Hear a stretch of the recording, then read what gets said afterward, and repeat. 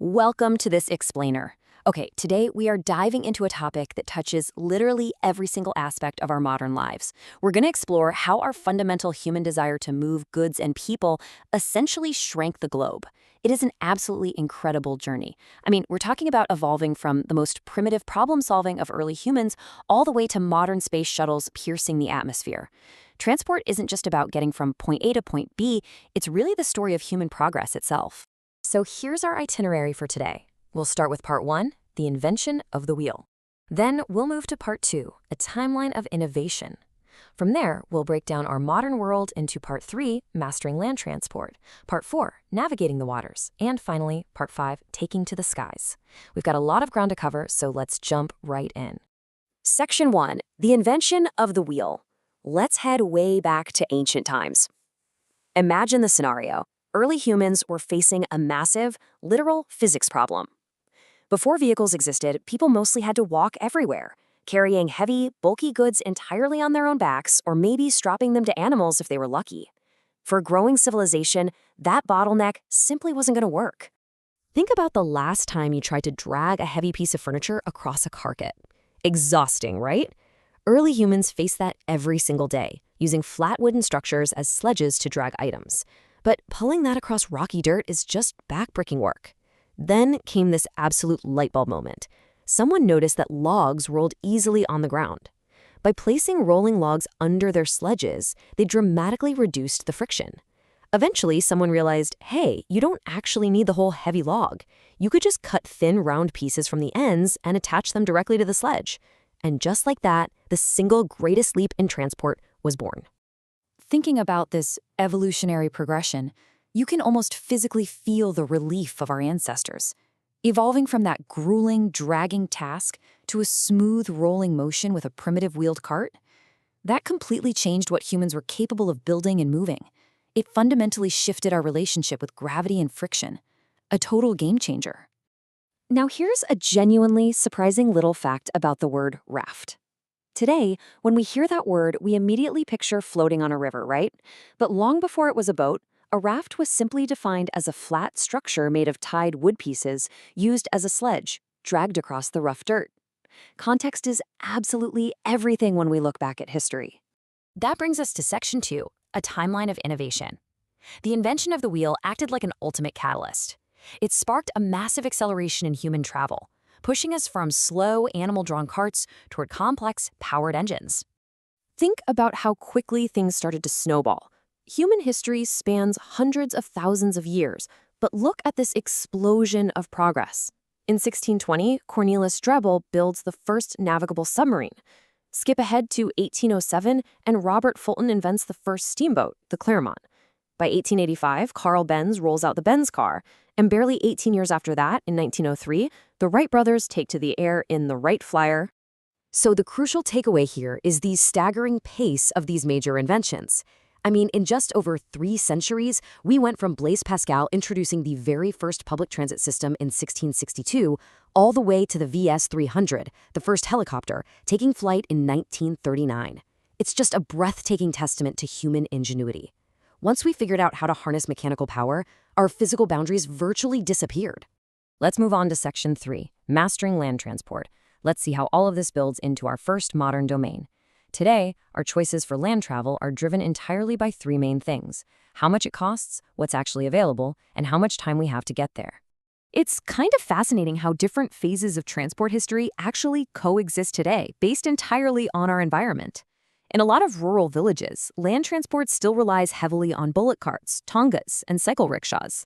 And, they're perfectly suited for short distances using animal or human power. Contrast that with cities, where the environment is totally dominated by fast-moving, engine-drawn cars, vans, buses, and motorbikes, all designed to cover way larger distances fast. Okay, let's talk about moving things on a massive scale. 1853.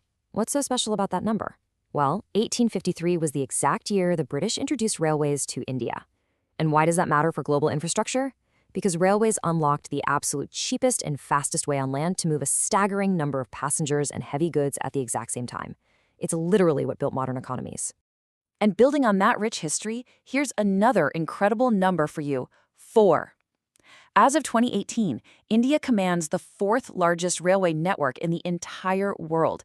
It acts like a massive, sprawling circulatory system for the country, efficiently moving millions of passengers and crucial cargo across huge distances every single day. But what happens when you need railways inside incredibly crowded cities? To solve massive traffic jams, major hubs like Kolkata, New Delhi, Chennai, and Bengaluru use metro trains. These run on specially built elevated or underground tracks, giving us a super efficient, high-speed solution to urban gridlock. Plus, for longer intracity dashes, you've got high-speed marvels like the Gatiman Express. Land transport has truly been optimized for almost every scenario you can think of. Which brings us to Section 4, Navigating the Waters.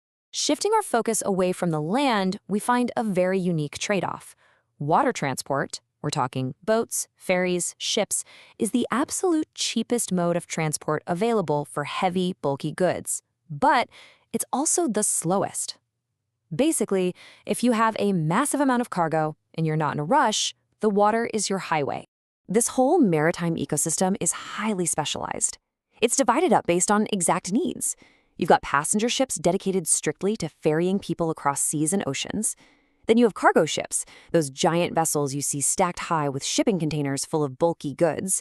And finally, tankers, or oil ships, which are engineered specifically to transport vast quantities of liquid oil across the globe, to fuel all those land vehicles we were just talking about.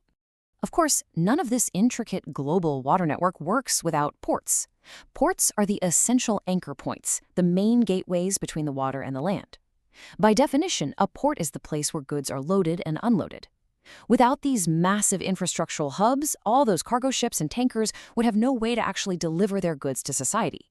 This is exactly how that heavy package you ordered online finally makes it ashore.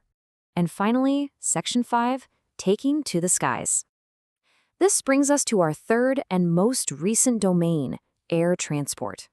Air travel beautifully contrasts water travel. While water is the slowest and cheapest, air transport is by far the fastest, but also the most expensive way to travel.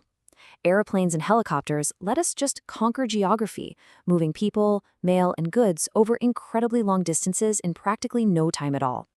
This modern marvel operates through a strict network of landing zones. You have domestic airports for traveling within your own country, and then massive international airports for crossing borders. Think of sprawling hubs like Indira Gandhi International in New Delhi, Chhatrapati Shivaji in Mumbai, or Kempegowda in Bengaluru. These places are literally bustling cities unto themselves. They facilitate a network that allows airlines to stitch whole continents together. But air transport isn't just about business trips and quick vacations. It serves a much more noble purpose. During times of crisis, like wars, massive floods, or earthquakes, airplanes and helicopters provide critical relief. They drop life-saving food and medical supplies to affected people. They execute daring rescues, pulling stranded individuals from unreachable areas where train lines or roads just don't exist. It's a literal lifesaver. So, as we wrap up our explainer today, I want to leave you with this one thought. We've seen the whole journey now. We started with early humans figuring out how to put rolling logs under a wooden sledge, and in the blink of an eye, historically speaking, we're launching space shuttles into the cosmos. Knowing how rapidly we've conquered the land, the sea, and the sky, how do you think humans will travel a century from now? Will we be seeing autonomous flying cars, underground hyperloops, or something we haven't even dreamed up yet? Keep learning, keep questioning, and thanks so much for joining me on this incredible journey through the history of transport.